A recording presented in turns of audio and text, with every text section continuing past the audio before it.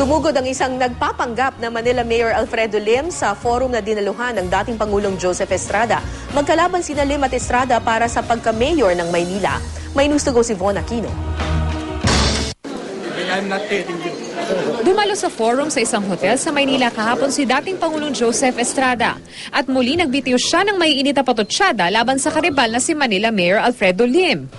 Kaawa naman ang ating lusot na isang ito barang kabisera ng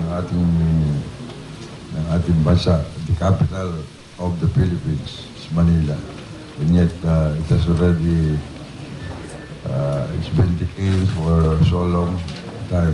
And as the present administration has been there for a mayor for 12 years. And this is the situation now of the Manila. Pero maya-maya pa.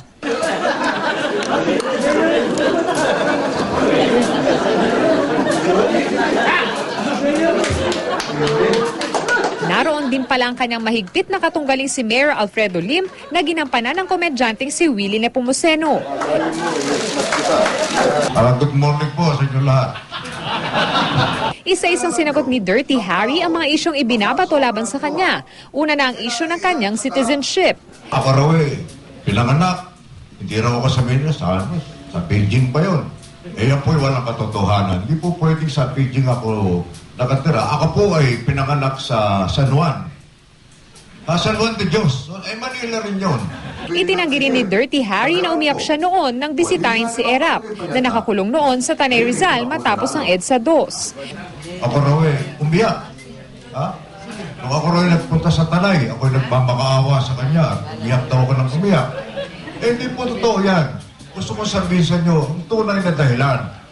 Bakit ako naiyak? Aminin ko, naiyak talaga ako.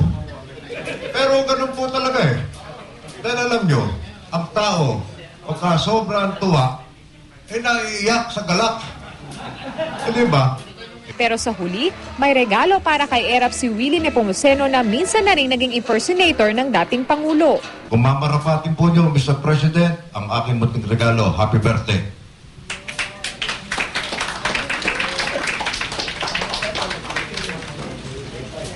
Epal, dahil yan ang magandang kasabihan ngayon.